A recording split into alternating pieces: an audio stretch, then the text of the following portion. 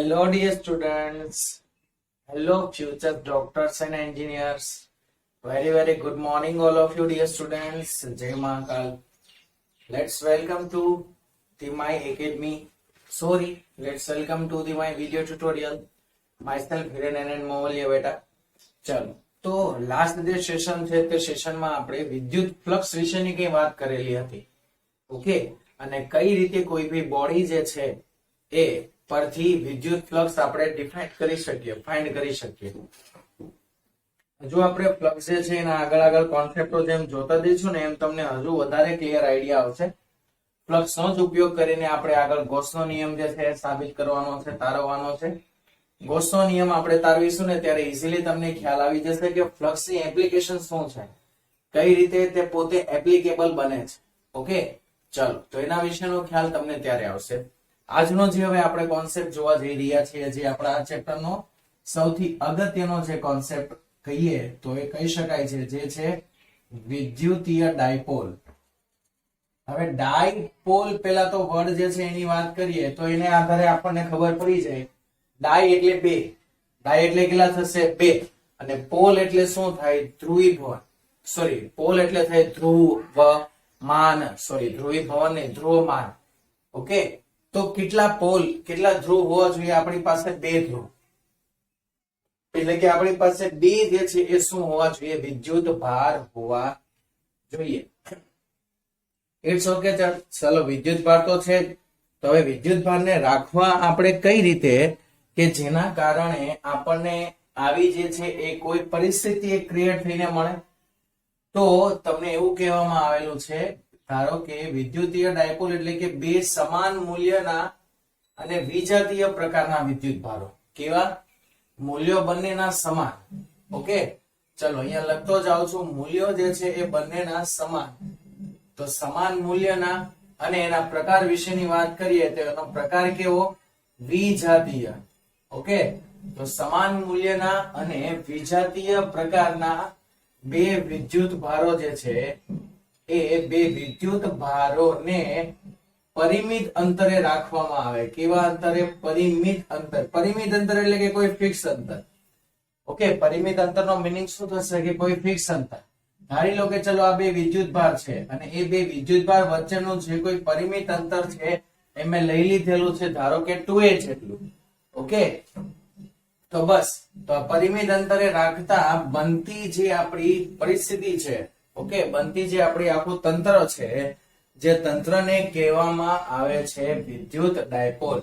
Okay, પરિમિત અંતરે રાખતા બનતું જે તંત્ર છે તે બનતું તંત્રને શું કહેવાય છે? ડાયપોલ.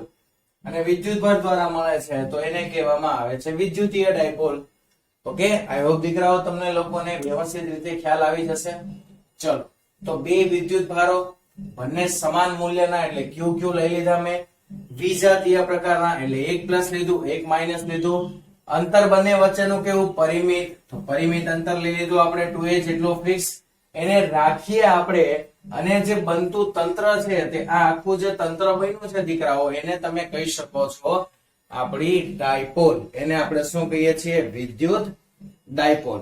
ઓકે, ચાલો હવે વિદ્યુત ડાયપોલ ની વાત કરીએ તો વિદ્યુત ડાયપોલ જે છે એની ડાયપોલ મોમેન્ટ જે છે, વિદ્યુત ડાયપોલ જે છે એની ડાયપોલ મોમેન્ટ. ડાયપોલ મોમેન્ટ એટલે કે આ જે ડાયપોલ છે તે ડાયપોલ નું મૂલ્ય.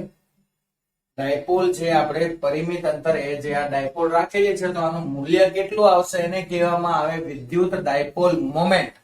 અને જેને દર્શાવવામાં આવે છે સ્મોલ p વડે. જેને શાના વડે દર્શાવવામાં આવે છે? સ્મોલ p વડે. ઓકે, કેપિટલ p ને ધ્યાન રાખજો દીકરાઓ. કેપિટલ p કોના માટે યુઝ થાય? તો કેપિટલ p જે છે એ યુઝ થાય છે પ્રેશર માટે, દબાણ માટે. ઓકે, જ્યારે આપણે અહીંયા વાત કરીએ છીએ શાની? ડાયપોલ મોમેન્ટની, જેને દર્શાવવામાં આવે છે સ્મોલ p વડે. ઓકે, ચાલો તો સ્મોલ p માટે જો હવે આપણે વાત કરીએ તો ડાયપોલ મોમેન્ટ જે છે એ ખુદ પોતે કેવી રાશિ છે? સદિશ રાશિ છે. અને એનું જે મૂલ્ય છે એ મળશે p બરાબર વેક્ટર 2a into q. વિદ્યુત ભાર તો પોતે અદિશ રાશિ છે પણ બે વિદ્યુત ભારો વચ્ચેનું જે અંતર છે તે અંતર પોતે કેવી રાશિ છે? સદિશ રાશિ છે. ઓકે, પથ લંબાઈ અદિશ રાશિ છે. તમે 11મા ધોરણના કોન્સેપ્ટમાં ભણી ચૂકેલા હતા દીકરાઓ. પથ લંબાઈ જે છે એ અદિશ રાશિ છે, જ્યારે અંતર જે છે, અંતર, સ્થાનાંતર, એ બધી કેવી રાશિઓ છે? સદિશ રાશિઓ છે. ઓકે, ચાલો તો સદિશ રાશિ P બરાબર શું થશે? 2a into q. ચલો હવે ક્વેશ્ચન માર્ક એ આવ્યો કે સર આ જે છે એની દિશા કઈ? સદિશ છે. ઓકે, ચાલો તો આ એનું મૂલ્ય આવી ગયું, પણ એની દિશા માટે શું કરશો? તો ડાયપોલ જે છે એ ડાયપોલની દિશા હોય છે -q વિદ્યુત ભારથી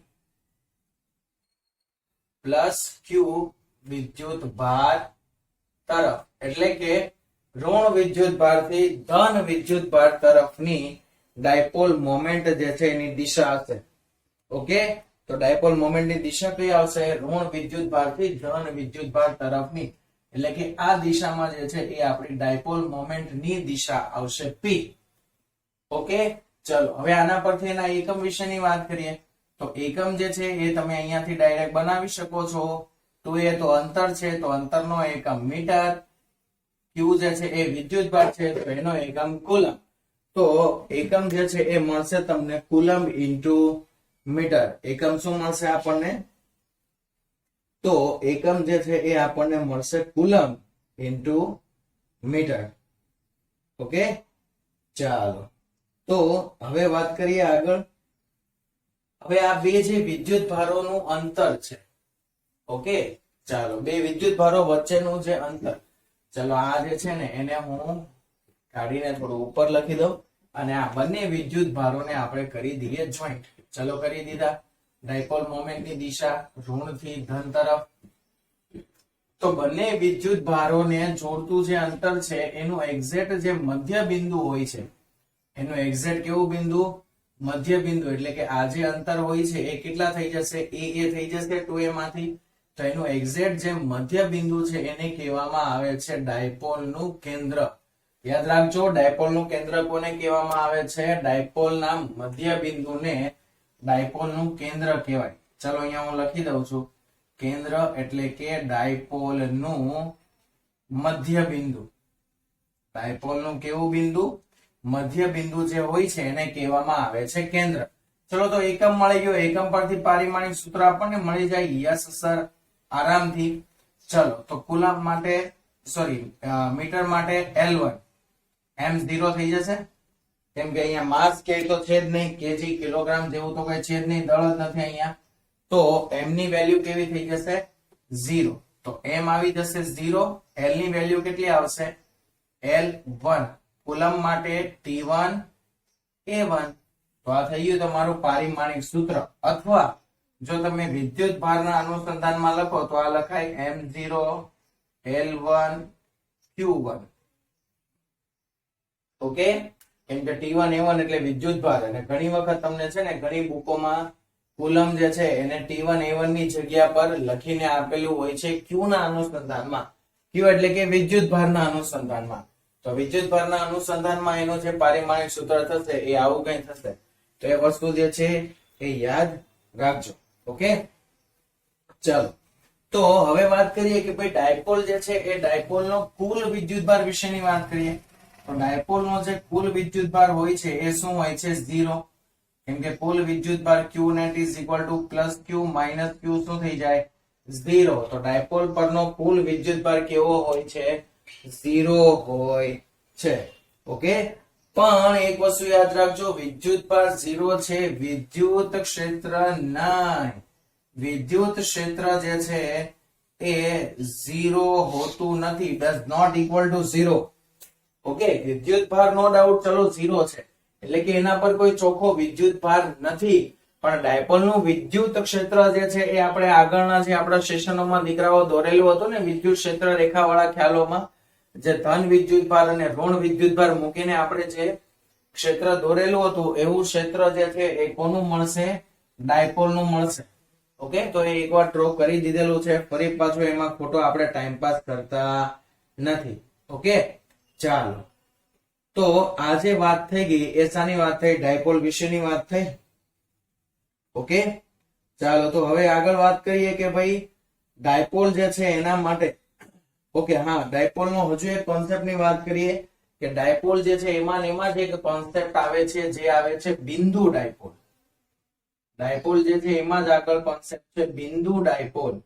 બિંદુ ડાયપોલ એટલે કે આ જે બે ધ્રુવો હોય છે એ બે ધ્રુવો વચ્ચેનું જે અંતર હોય છે ને એ કેવું હોય છે, બે ધ્રુવો વચ્ચેનું જે અંતર હોય છે તે અંતર હોય છે ફક્ત બિંદુવત અંતર. કેવું અંતર હોય છે? બિંદુવત. એટલે કે ચલો કોઈ એક વિદ્યુત ભાર જે છે એ અહીંયા છે અને બીજો કોઈ વિદ્યુત ભાર એની એક્ઝેક્ટ બાજુમાં અહીંયા હશે, તો આ જે છે એ કોઈ એક વિદ્યુત ભાર, આ જે છે એ કોઈ એક બીજો વિદ્યુત ભાર અહીંયા છે, ધારો કે Q1 કહી દઈએ, આને Q2 કહી દઈએ, Q1 એટલે પ્લસ Q કહીએ અને માઇનસ Q કહીએ, તો આ બંને વચ્ચેનું અંતર જે છે એ તમને અહીંયા તો હજુ દેખાતું હશે, મેં થોડું ઘણું અંતર રાખેલું છે એટલે, પણ હકીકત તે આટલું પણ અંતર હોતું નથી કે બંને વિદ્યુત ભારોના કેન્દ્રો વચ્ચે ખાલી એક જ નાના એવા બિંદુ પૂરતું જ અંતર હોય છે, જેને શું કહેવામાં આવે છે? બિંદુવત ડાયપોલ. અને બિંદુવત ડાયપોલ માટેની જો આપણે ગાણિતિક સ્વરૂપની વાત કરીએ તો લખાય ભાઈ લિમિટ 2a ટેન્ડ્સ ટુ 0. શું થઈ જાય? 2a tends to 0. ઓકે, ખ્યાલ આવશે? 2a ટેન્ડ્સ ટુ શું થઈ જાય છે? તો લિમિટ જે છે એ 2a ટેન્ડ્સ ટુ થઈ જાય છે 0. ઓકે, અને q ટેન્ડ્સ ટુ ઇન્ફાઇનાઇટ થઈ જાય. જો આને તમે લિમિટ લેશો તો લિમિટ 2a ટેન્ડ્સ ટુ 0 થશે અને q ટેન્ડ્સ ટુ ઇન્ફાઇનાઇટ થશે, ત્યારે આપણી જે ડાયપોલ છે બિંદુ p બરાબર 2aq તે પોતે શાના તરીકે વર્તે? પોતે બિંદુ ડાયપોલ તરીકે વર્તે. ઓકે, એ શાના તરીકે વર્તે? બિંદુ ડાયપોલ તરીકે વર્તે. તો આ વસ્તુ જે છે એ દીકરાઓ યાદ રાખજો, કેમ કે તમારા માટે અગત્યનું છે આ વસ્તુ. 1 માર્ક્સ માટેના ક્વેશ્ચનમાં તમને ઘણી વખત પૂછાય છે કે બિંદુ ડાયપોલ માટેની નીચેનામાંથી આપેલી કઈ શરતો જે છે એ શક્ય બને છે.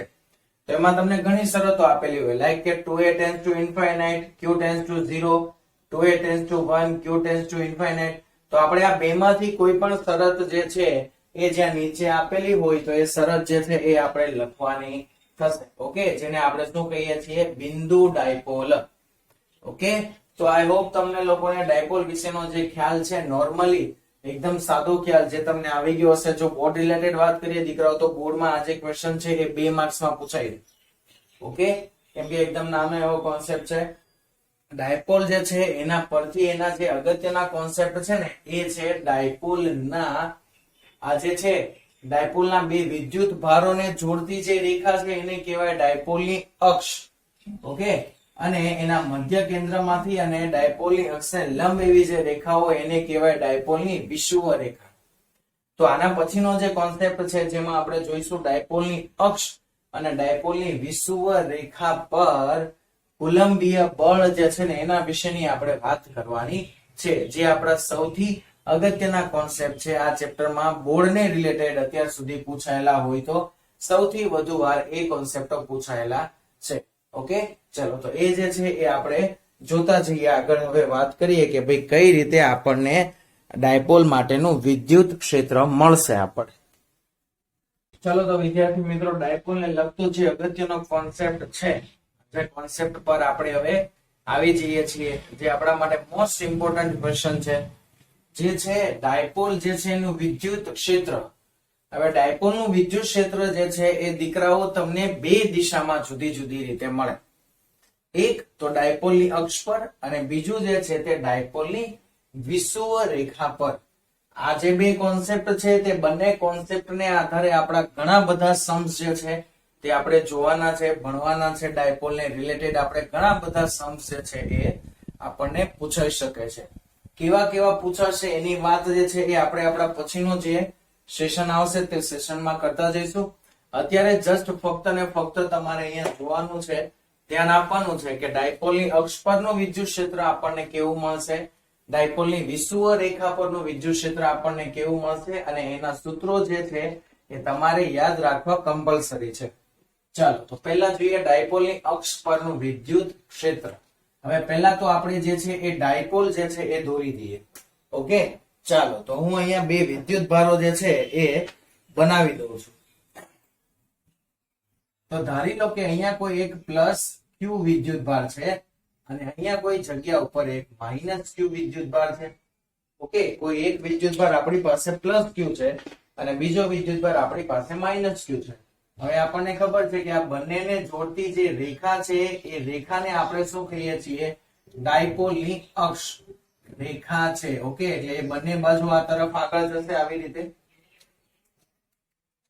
ઓકે, ચલો તો આજે છે એને શું કહેવામાં આવે છે? ડાયપોલની અક્ષ.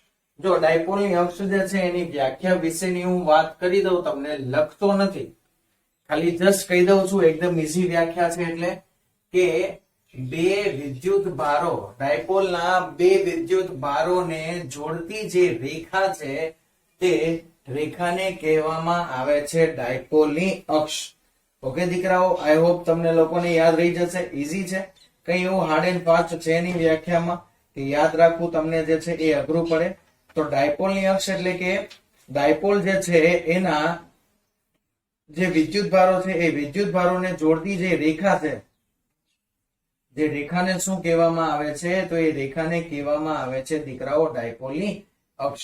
હવે આ અક્ષ પરના કોઈ પણ બિંદુએ તમારે વિદ્યુત ક્ષેત્ર જે છે એ મેળવવાનું છે. શું કરવાનું છે? એના કોઈ પણ બિંદુએ તમારે વિદ્યુત ક્ષેત્ર જે છે એ મેળવવું છે. ઓકે, ચાલો તો વાત કરી દઈએ, આગળ લઈ લઈએ છીએ આને. હવે ધારી લઈએ કે અહીંયા કોઈ બિંદુ જે છે એ હું ધારી લઉં કે જેને હું પી બિંદુ કહું છું. કેટલો બિંદુ? પી. અને ડાયપોલ ના બંને વિદ્યુત ભારોને જોડતી જે રેખા છે એનું જે મધ્ય બિંદુ એને જ આપણે ડાયપોલ નું કેન્દ્ર દર્શાવીએ છીએ. તો O અથવા તો C વડે સેન્ટર પોઈન્ટ તમે દર્શાવી દો. ચલો, આ જે ટોટલ અંતર છે એ કેટલું હોય છે? 2a જેટલું. અને મધ્ય બિંદુ સુધીનું જે અંતર હોય છે આ કેટલું હોય છે? a જેટલું અંતર હશે. ઓકે, ચાલો તો એ વાત થઈ ગઈ. હવે ધારી લઈએ કે કોઈ એક વિદ્યુત ભારથી r જેટલા અંતરે, કેટલા અંતરે? r જેટલા અંતરે કોઈ એક બિંદુ P પાસે આપણે વિદ્યુત ક્ષેત્ર મેળવવું છે. હવે આપણને એક વસ્તુ ખબર છે દીકરાઓ કે જે બિંદુ પાસે આપણે વિદ્યુત ક્ષેત્ર મેળવવું હોય ને તે બિંદુ પાસે આપણે શું કરવું પડે? Q0 જેટલો કોઈ પરીક્ષણ વિદ્યુત ભાર છે એને મૂકવો પડે. શું કરવું પડે? Q0 જેટલા કોઈ પરીક્ષણ વિદ્યુત ભાર છે એને મૂકવો પડે. તો Q0 જેટલા પરીક્ષણ વિદ્યુત ભારને હું જ્યારે અહીંયા મૂકીશ ત્યારે શું થશે કે આ બંને વિદ્યુત ભારો દ્વારા Q0 વિદ્યુત ભાર ઉપર શું લાગશે? વિદ્યુત ક્ષેત્ર લાગશે. ઓકે, વિદ્યુત બળ લાગશે. ખરેખર તો વિદ્યુત ક્ષેત્ર લાગશે એવું તો ના બોલાય, ખરેખર શું લાગશે? વિદ્યુત બળ જે છે એ લાગશે. ચલો, તો એ કેટલું વિદ્યુત બળ હશે એના વિશેની હવે વાત કરીએ. તો આના દ્વારા અહીંયા જે ઉદ્ભવતું વિદ્યુત ક્ષેત્ર, ધન વિદ્યુત ભાર, આ પણ ધન એટલે આ તરફની દિશામાં હશે. તો અહીંયા જે છે એ ધન વિદ્યુત ભારનું વિદ્યુત ક્ષેત્ર E+ ધારો કે આપણને આ તરફની દિશામાં મળશે અને ઋણ વિદ્યુત ભારનું વિદ્યુત ક્ષેત્ર ક્યાં હોય? અંદર તરફની દિશામાં. એટલે કે આ બિંદુએ ઋણ વિદ્યુત ભારનું વિદ્યુત ક્ષેત્ર આપણને E- જે છે એ આ તરફની દિશામાં મળશે. ઓકે, હવે જે આ P બિંદુ છે ત્યાંથી Q1 વિદ્યુત ભાર સુધીનું અંતરની આપણે વાત કરીએ, અથવા તો ચલો આને કહી દઈએ A બિંદુ, આને કહી દઈએ B બિંદુ. તો જે અંતર જે છે એના માટેની આપણે વાત કરીએ તો પ્લસ Q થી Q0 સુધીનું જે અંતર છે જેને આપણે દર્શાવીએ છીએ AP વડે, એ કેટલું થશે? તો સર આ તો આખું છે 2a, એમાં આપણે આ જે r જેટલું અંતર જે છે એ શું કરીએ છીએ? એડ કરીએ છીએ. એક કામ કરીએ, હજુ આને જે છે ને થોડું ઈઝી બનાવીએ. શું કરીએ? r અંતર જે છે ને એ ધારીએ ખરા, પણ એને ક્યાંથી ધારીએ? મધ્ય બિંદુ થી r જેટલા અંતરે કોઈ બિંદુ આપણે P ધારી લઈએ. મધ્ય બિંદુ થી r જેટલા અંતરે. ઓકે, કેમ કે આપણું ખરેખર રેફરન્સ પોઈન્ટ કયો થઈ જાય?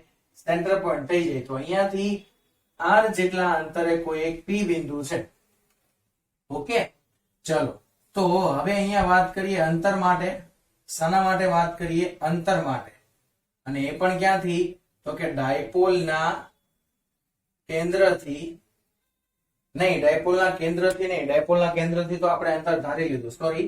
ડાયપોલના વિદ્યુત ભારથી P બિંદુ માટે, વિદ્યુત ભારથી P બિંદુ સુધીનું, ડાયપોલના વિદ્યુત ભારથી P બિંદુ સુધીના અંતરની વાત કરીએ તો પહેલું અંતર આપણને મળશે ધન વિદ્યુત ભાર માટે. શાના માટે?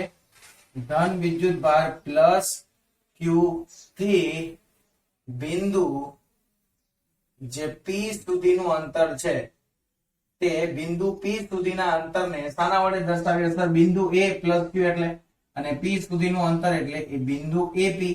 તો એપી બરાબર તો સર આ એ, એમાં આટલું જે આર જેટલું અંતર છે એ એડ થાય, તો આ તો આર પ્લસ એ જેટલું થઈ જાય. ઓકે, ધ્યાન રાખજો. ચલો હવે બીજું આપણે અંતરની વાત કરીએ ઋણ વિદ્યુતભાર માટે.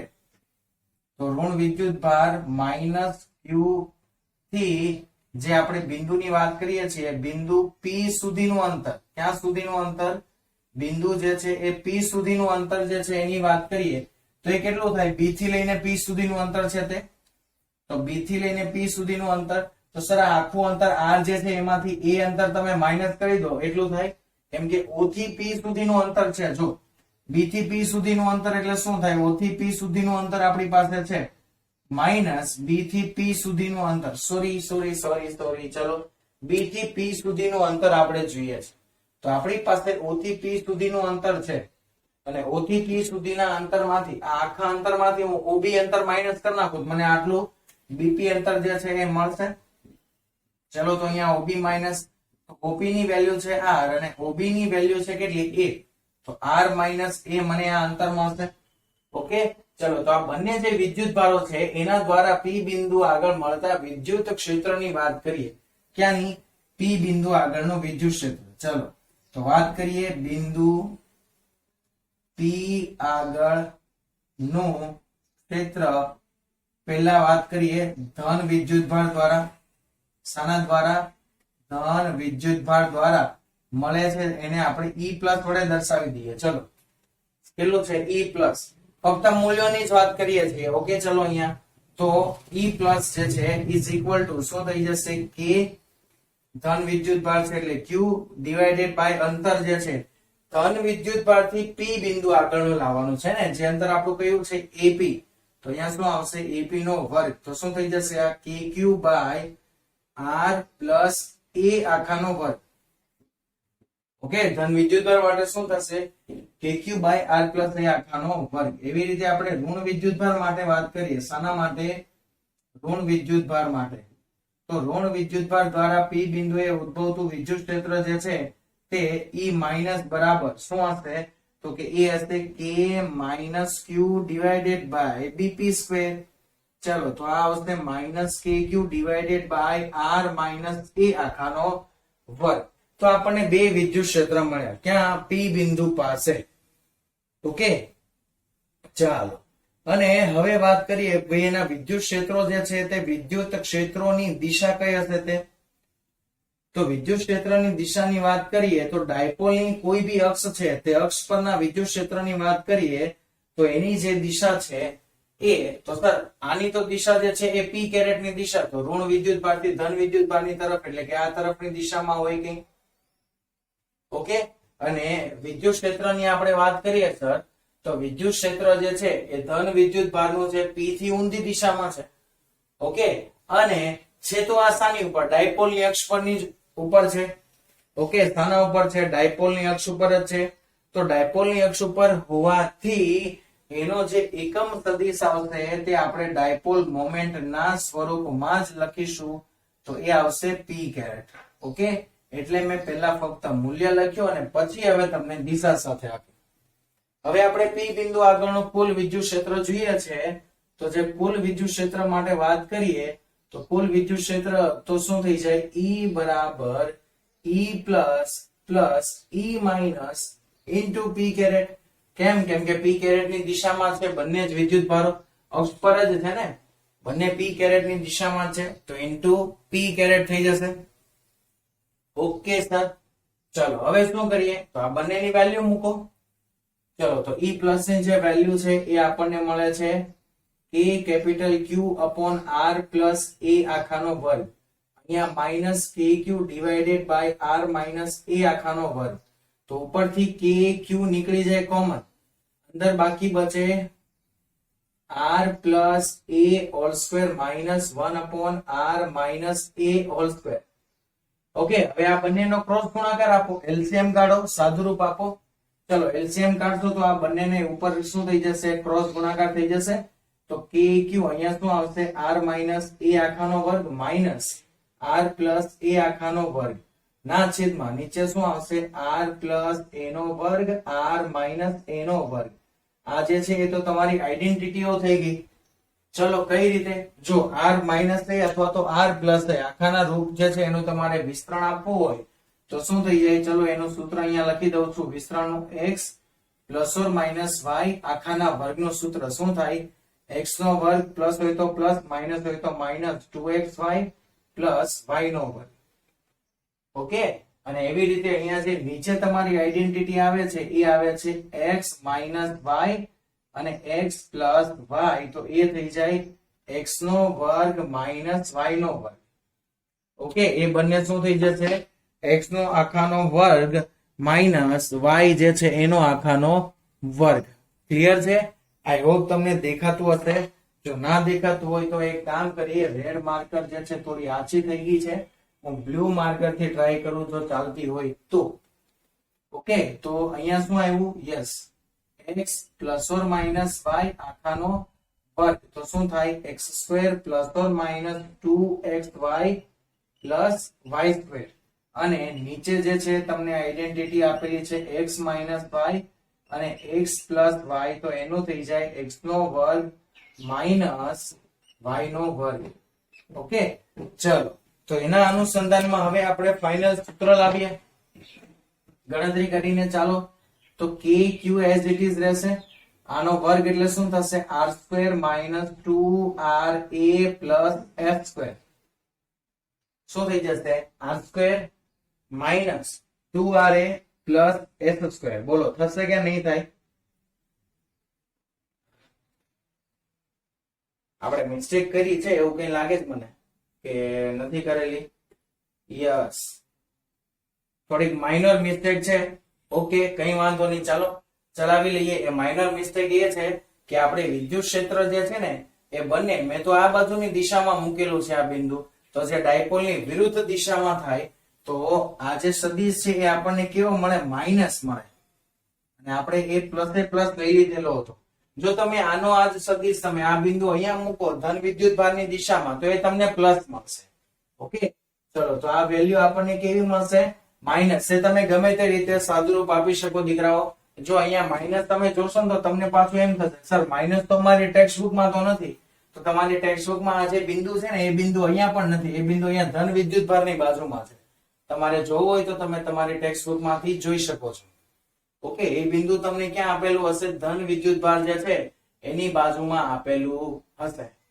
ઓકે, ચાલો તો હવે જોતા જઈએ. યસ, તો અહીંયા શું આવશે, હજુ આવશે માઇનસ p કેરેટ. ચલો તો minus 2ra plus r square. હવે માઇનસ અહીંયા ફરી પાછું r square plus 2ra plus f square ના છેદમાં શું આવશે, r પ્લસ a ને r માઇનસ a નો વર્ગ છે ને, તો r નો વર્ગ માઇનસ a નો વર્ગ આખાનો વર્ગ થઈ જશે. ઓકે, ચલો હવે આ જે માઇનસ છે ને એને અંદર આપો એટલે શું થાય, સાઇન ઓફ ફરશે. શું સાઇન ઓફ ફરશે એની વાત કરીએ. ચાલો આ માઇનસ ને અંદર આપ્યો એટલે અહીંયા પ્લસ હતું અને જે બંને પ્લસ હતા એ પ્લસ બંને શું થઈ જશે, માઇનસ થઈ જશે. ચલો તો અહીંયા માઇનસ માઇનસ, તો a square r square plus minus cancel થઈ ગયા. અહીંયા માઇનસ 2ra કેટલા થઈ ગયા, માઇનસ 4ra. ઓકે, તો એ આવી ગયું આપણી પાસે kq divided by r square minus s square minus 4ra minus p caret. હવે આ p કેરેટ નું માઇનસ અને 4ra નું માઇનસ એ બંને શું થઈ જાય, પ્લસ થઈ જાય. તો એ ગયા.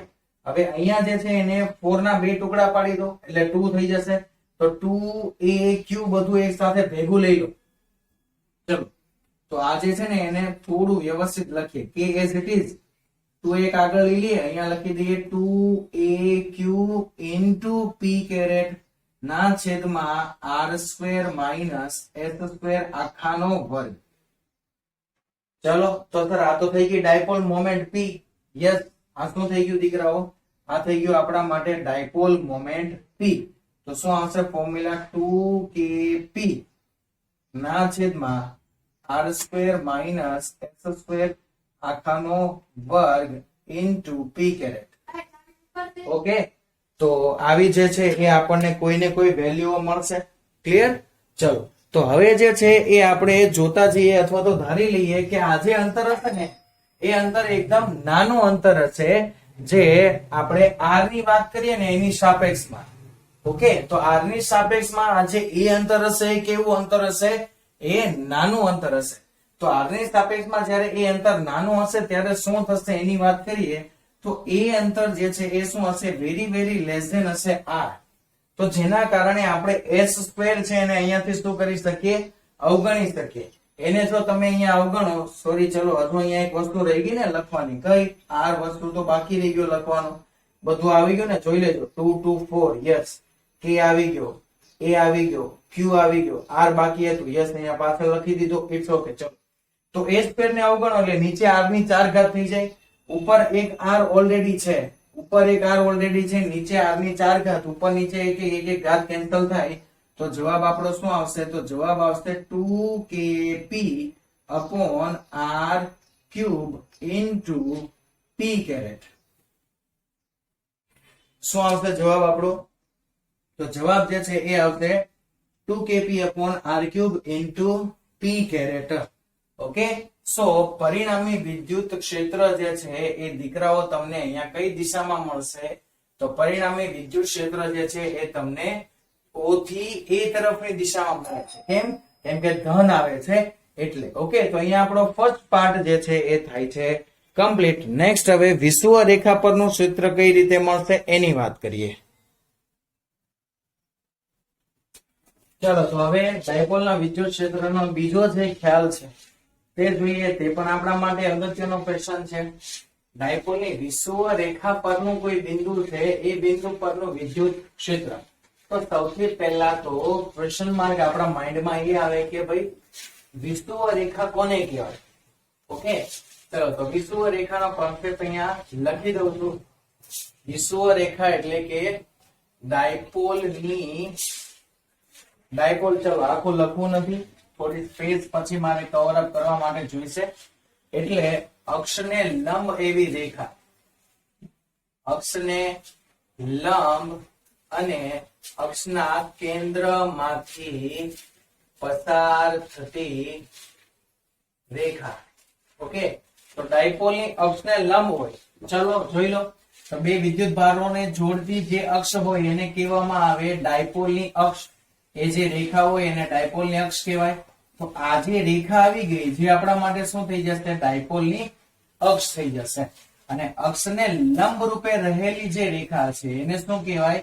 વિષુવ રેખા. ઓકે, તો આ જે છે એને કહેવામાં આવે છે, આને શું કહેવામાં આવે છે? ડાયપોલની અક્ષ. અક્ષને લંબ રૂપે અને કેન્દ્રમાંથી પસાર થતી રેખા એને કહેવામાં આવે છે વિષુવ રેખા. હવે વિષુવ રેખા પરના કોઈ પી બિંદુએ આપણે વિદ્યુત ક્ષેત્ર જે છે એ લાવવું છે. તો આપણે શું કરવું પડે? ત્યાં Q0 જેટલો પરીક્ષણ વિદ્યુત ભાર છે એને મૂકવો પડે. ઓકે, ચાલો તો Q0 જેટલો પરીક્ષણ વિદ્યુત ભાર ડાયપોલના કેન્દ્રથી r જેટલા અંતરે આપણે મૂકેલો છે, જે આપણે P બિંદુએ મૂકેલો છે. ઓકે, ચલો તો હવે આ જે બે બિંદુઓ છે એ બિંદુઓને નામ આપી દઈએ. ચલો જે આપણે વિદ્યુત ભારો મૂકેલા હતા આને કહી દઈએ A અને આને કહી દઈએ B બિંદુ. O બિંદુથી P બિંદુ સુધીનું જે અંતર છે એ કેટલું છે? r જેટલું અંતર છે. અને r જેટલા અંતરે આપણે Q0 જેટલો કોઈ એક વિદ્યુત ભાર છે એ મૂકેલો છે, જે આપણો પરીક્ષણ વિદ્યુત ભાર છે. હવે આ પરીક્ષણ વિદ્યુત ભાર પર આ જે ધન વિદ્યુત ભાર છે એના દ્વારા ઉદ્ભવતું વિદ્યુત ક્ષેત્ર કેવું હશે? તો એના દ્વારા ઉદ્ભવતું વિદ્યુત ક્ષેત્ર છે એ આ તરફની દિશામાં કઈ આપણને મળશે. અહીંયાથી આમ જ આવશે ને, આ બંને વિદ્યુત ભારોને જોડતી જે રેખા છે એ. તો અહીંયા આવશે આપણો જે ધન વિદ્યુત ભાર છે એના દ્વારા મળતું વિદ્યુત ક્ષેત્ર. ઓકે, ચાલો હવે પરીક્ષણ વિદ્યુત ભાર પોતે કેવો છે? તો કે પરીક્ષણ વિદ્યુત ભાર જે છે એ પોતે છે ધન. પરીક્ષણ વિદ્યુત ભાર પોતે કેવો છે? ધન. અને ડાયપોલનો જે બીજો વિદ્યુત ભાર છે એ પોતે કેવો છે? ઋણ. તો એના માટે વિદ્યુત ક્ષેત્ર જે છે એ કઈ દિશામાં મળશે? પરીક્ષણ વિદ્યુત ભારથી ઋણ વિદ્યુત ભાર તરફની દિશામાં મળશે. ઓકે, ચલો મળી ગયું. તો P બિંદુએ આપણે જે આપણા આ વિદ્યુત ક્ષેત્રો મળે છે એ વિદ્યુત ક્ષેત્રના ઘટકો વિશેની હવે વાત કરીએ. તો આ જે રેખા છે કે જે બિંદુ A અને P બંનેને જોડે છે, કોને જોડે છે? A થી P બિંદુને અને B થી P બિંદુને જોડે છે. તો આ બંનેને જોડતી જે રેખા છે તે રેખા એ ડાયપોલની અક્ષ સાથે બનાવેલો ખૂણો છે થીટા. ડાયપોલની અક્ષ સાથે બનાવેલો ખૂણો કેટલો છે? થીટા. તો એવી જ રીતે આ જે વિદ્યુત ક્ષેત્ર છે એ પણ આપણી આ જે લંબ દિશા છે એની સાથે કેટલા ડિગ્રીનો ખૂણો બનાવશે? થીટા. એવી જ રીતે અહીંયા જુઓ આ યુગ્મ કોણ બનશે એટલે આ કેટલો બનશે? થીટા. તો બંને જે સદિશો છે વિદ્યુત ક્ષેત્રના એ બંને સદિશો શું કરે છે? જે બંને સદિશો થીટા ખૂણો બનાવે છે y અક્ષ સાથે. એટલે આ બંને જે વિદ્યુત ક્ષેત્રના ઘટકો છે એ બંને વિદ્યુત ક્ષેત્રના જે સદિશો છે તે સદિશોના શું મળશે? આપણને ઘટકો મળશે. એક જે ઘટક છે એ cos ઘટક મળશે અને બીજો જે ઘટક મળશે એ આપણને કેવો મળશે? sin ઘટક મળશે. પણ એકચ્યુઅલી આપણને એક વસ્તુ ખબર છે કે જેની સાથે ખૂણો બનાવે તે ઘટક હંમેશા કેવો હોય? cos ઘટક હોય. ઓકે, તો જે અક્ષ સાથે ખૂણો બનાવે એ cos ઘટક. ચલો તો E પ્લસ જે છે એ વિદ્યુતભાર માટેના એના જે ઘટકો છે એ ઘટકો વિશેની વાત કરીએ. ઓકે, ચાલો આ જે વિષુવ રેખા છે એવું લખી દઉં અહીંયા.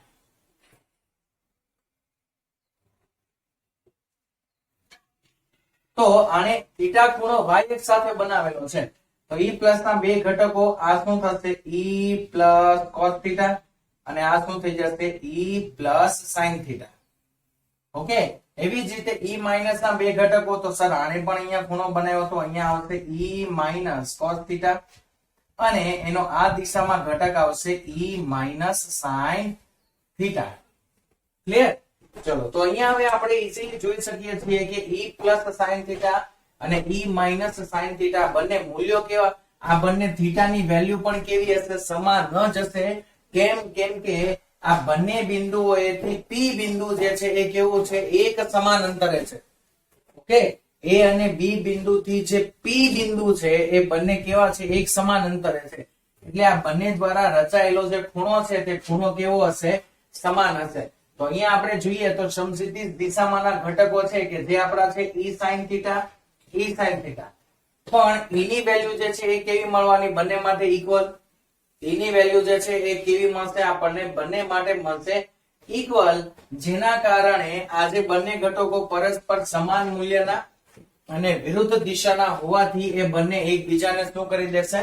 નાશ કરી દેશે. એટલે કે એના દ્વારા મળતું જે કુલ વિદ્યુત ક્ષેત્ર છે એ કેવું થઈ જશે?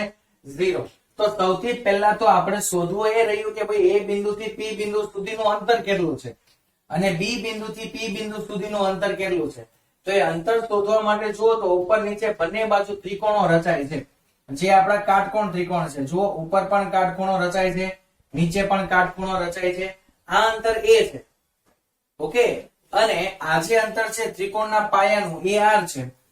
તો પાયથાગોરસના નિયમ પરથી આપણે લખી શકીએ કે ભાઈ પાયથાગોરસ પ્રમેય પરથી જે છે એ બંને ત્રિકોણો AOP અને ત્રિકોણ BOP માં જે આપણને કર્ણ મળે છે, કર્ણ કયા મળે છે? AP અને BP ની જે કિંમતો વિશેની વાત કરીએ તો એ બંનેની કિંમતો આપણને કેવી મળશે? સમાન. તો AP નો વર્ગ is equal to શું થઈ જશે? BP નો વર્ગ. બંને કેવા રહેશે? ઇક્વલ જ રહેશે. ઓકે, તો AP square is equal to BP square is equal to શું થઈ જશે? એની કાટખૂણો બનાવતી બાજુના વર્ગોનો સરવાળો એટલે કે EO square plus OP square. તો આ છે R નો વર્ગ પ્લસ આ થઈ ગયો A નો વર્ગ. તો આપણને AP સ્ક્વેર અને BP સ્ક્વેર જે છે એની વેલ્યુ મળશે R square plus S square જેટલી. કેટલી મળશે? R નો વર્ગ પ્લસ A નો વર્ગ. ઓકે, ચાલો તો હવે કિંમતો મૂકતા છીએ અને જોતા જઈએ આપણા શું આન્સરો બને છે તે. તો જો હવે આપણે વિદ્યુત ક્ષેત્ર માટે વાત કરીએ તો અહીંયા રિઝોલ્યુશન કર્યું આપણે તો આપણને બે વસ્તુ મળી. એક તો સમક્ષિતિજ દિશાનું વિદ્યુત ક્ષેત્ર.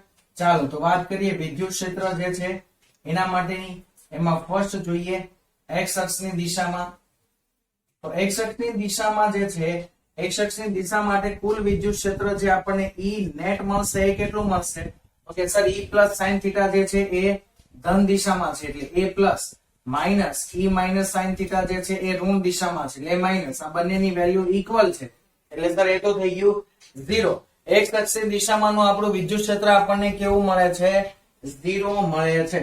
હવે y અક્ષની દિશા માટેના વિદ્યુત ક્ષેત્રની વાત કરીએ. શાના માટેની? y અક્ષની દિશામાં. તો y અક્ષની દિશામાં વાત કરીએ તો બંને વિદ્યુત ક્ષેત્રના ઘટકો નીચેની દિશામાં છે એટલે કે બંને ઋણ છે. તો y અક્ષની દિશામાં જે આપણને નેટ વિદ્યુત ક્ષેત્ર મળશે કેટલું મળશે? Minus e plus cos theta minus e એક તો સૂત્રનું સોરી બંને જે છે એ કેવા છે? નીચે તરફની દિશામાં છે. ઓકે એટલે બંનેની વેલ્યુ માઇનસ આવશે. Minus e minus sign sorry sign ક્યાં લખાઈ જાય છે? e માઇનસ શું આવશે? cos theta. Okay e minus cos theta આવી કોઈ વેલ્યુ જે છે એ આપણને મળશે. શાના માટે? જે વિદ્યુત ક્ષેત્રો જે છે એના માટે. ઓકે અને આના જે પરિણામી વિદ્યુત ક્ષેત્રની દિશાની વાત કરીએ તો પરિણામી વિદ્યુત ક્ષેત્રની દિશા કઈ હશે? તો ડાયપોલ મોમેન્ટની જે દિશા છે એ દિશામાં પરિણામી વિદ્યુત ક્ષેત્ર છે. જો ક્યાં છે પરિણામી? ક્યાં મળ્યું? x અક્ષની દિશામાં તો 0 થઈ ગયું, ફક્ત y અક્ષની દિશામાં મળ્યું અને એ પણ ક્યાં મળ્યું? નીચે તરફની દિશામાં. ફક્ત કઈ દિશામાં મળેલું છે આપણને? y અક્ષની દિશામાં જ આપણને ફક્ત ને ફક્ત મળેલું છે. ઓકે અને એ પણ કેવી દિશામાં મળે છે? નીચે તરફની દિશામાં. ઓકે એટલે શું આવશે? p कैरेट ની દિશામાં આવશે. ओके सर चलो तो ये हो गया बच्चा पार्टी सॉरी અહીંયા જે છે એ આ ડાયપોલ મોમેન્ટ ની દિશામાં જ આપણને વિદ્યુત ક્ષેત્ર મળશે એટલે આપણે અહીંયા શું લખી દઈએ ભાઈ p कैरेट. યસ ચલો તો થઈ ગયું p कैरेट. હવે શું વિચારીએ તો હવે આપણે e પ્લસ અને e માઇનસ ની જે વેલ્યુ હોય છે તો e પ્લસ અને e માઇનસ ની વેલ્યુ જે છે એને મૂકતા છીએ. ઓકે અને મૂકીને પછી સાબિત કરીએ કે ભાઈ શું આપણને વિદ્યુત ક્ષેત્ર જે છે એ મળશે એના વિશેની વાત કરીએ. ઓકે ચાલો તો જો એના ઘટકોને અનુરૂપ વાત કરીએ દીકરાઓ, જો તમે અહીંયા બે રીતે બોલી શકો. એક ડાયપોલની દિશામાં અને જો તમારે ડાયપોલની દિશામાં એને ના બોલવું ને તો ફક્ત આ એના ઘટકો એના મૂલ્યોના સ્વરૂપમાં લખો અને પછી ડાયપોલની દિશા આપો તો માઇનસ જે છે એ કોમન આવશે. કઈ રીતે જોઈએ ચલો. જો આના ખાલી ઘટકો લખો. ઓકે ખાલી મૂલ્યોના અનુસંધાનમાં. તો મૂલ્યના અનુસંધાનમાં આ શું થઈ જશે? આ થઈ જશે e પ્લસ સાઇન થીટા. અરે યાર સાઇન થીટા જ લખાઈ જાય છે. શું થઈ જશે? e plus cos theta. Okay into આ જે ઘટક છે કઈ દિશામાં છે? જો p कैरेट ની દિશા કઈ આવે? ઋણ વિદ્યુત ભારથી ધન વિદ્યુત ભારની દિશામાં એટલે કે આ દિશામાં p कैरेट ની દિશા આવે. પણ સર આ ઘટક તો એના કરતા ઊંધી દિશામાં છે. કેવી દિશામાં છે? ઊંધી દિશામાં. તો શું આવશે? Minus p carat. યસ આવી ગઈ દિશા સાથે. એવી જ રીતે સર e માઇનસ નો ઘટક એ પણ નીચે છે ડાયપોલ મોમેન્ટ ની વિરુદ્ધ દિશામાં. લઈ લો ચલો કરો સરવાળો. e માઇનસ cos થીટા એ પણ સર નીચેની દિશામાં તો એ પણ માઇનસ p कैरेट. તો માઇનસ p कैरेट શું થઈ જાય? કોમન નીકળી જાય તો અંદર શું બાકી બચે? e plus cos theta plus e minus cos theta into minus p caret. Clear? ચાલો તો હવે જે છે એ વિદ્યુત ક્ષેત્ર જે છે એની કિંમતો મૂકતા છીએ. ઓકે તો જોતા છીએ કે ભાઈ શું આન્સર આવશે તે. તો વિદ્યુત ક્ષેત્ર E બરાબર તો શું થાય? kq/r² અને એ r અંતર કેટલું થશે? a થી p બિંદુ સુધીનું અંતર થાય ને. તો આ જે વેલ્યુ છે એ આપણને શું મળશે? kq/ જે છે એ ap². a થી p સુધીનું અંતર છે એટલે શું મળશે? ap².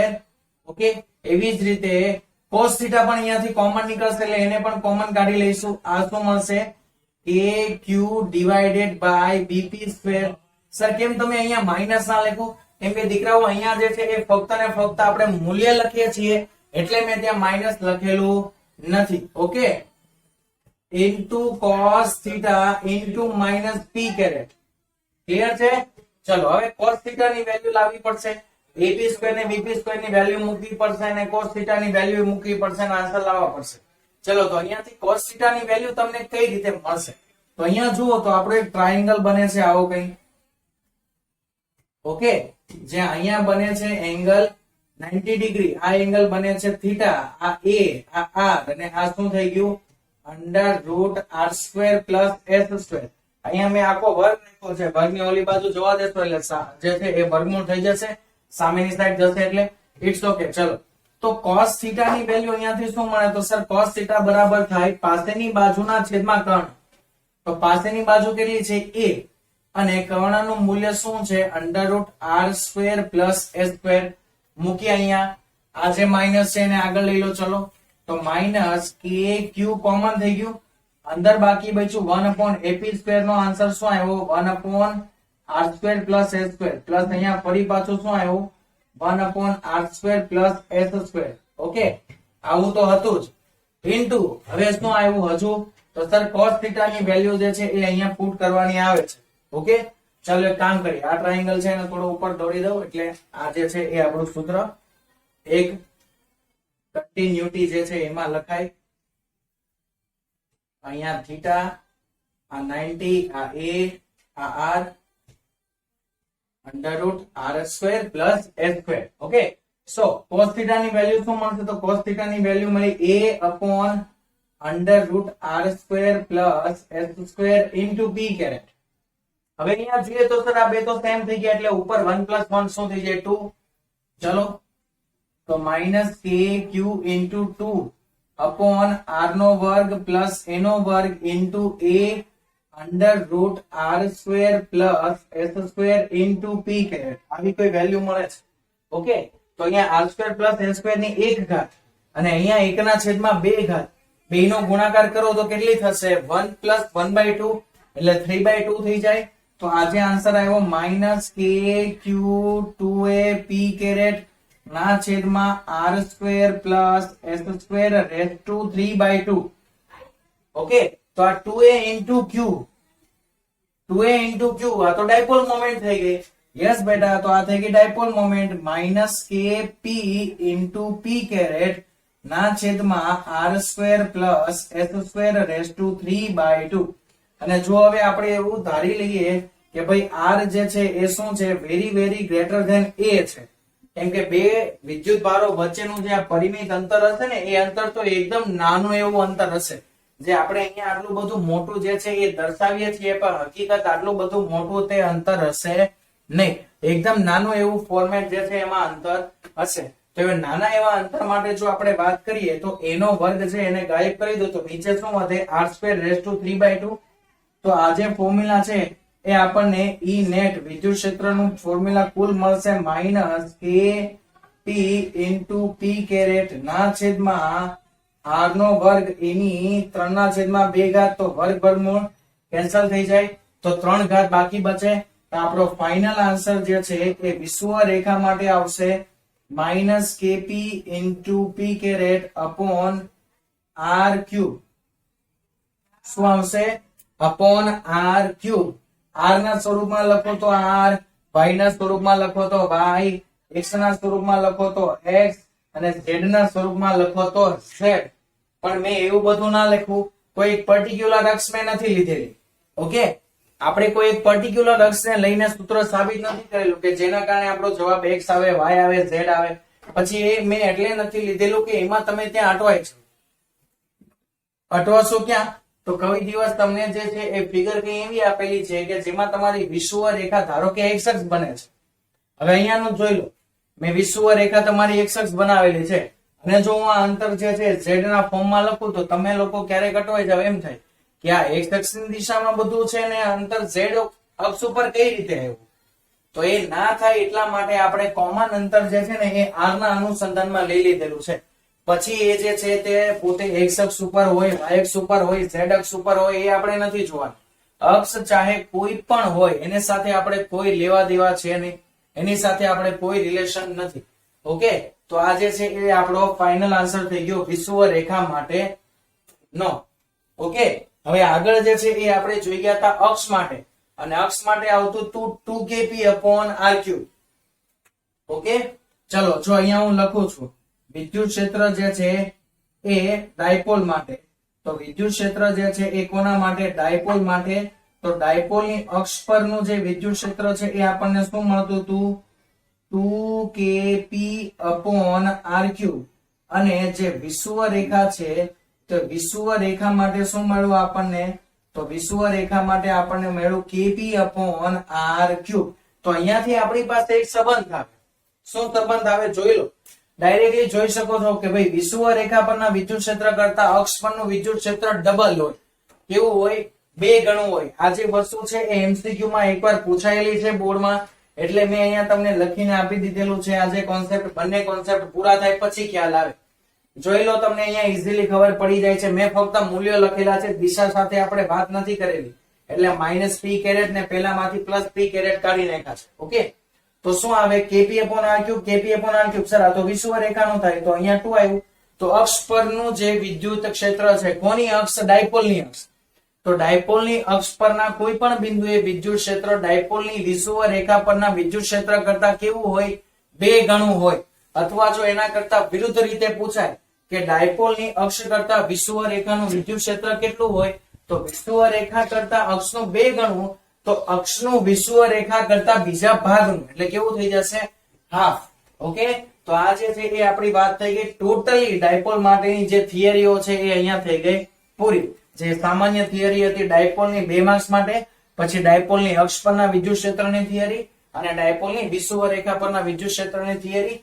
એમાં જે સૌથી મોસ્ટ ઇમ્પોર્ટન્ટ થિયરી હતી એ મોસ્ટ ઇમ્પોર્ટન્ટ થિયરી ડાયપોલની વિષુવ રેખા પરના વિદ્યુત ક્ષેત્રની હતી. કેમ કે એમાં તમારે એક આ cos θ ની વેલ્યુ લાવવાની થાય, E ના ઘટકો પાડવાના થાય.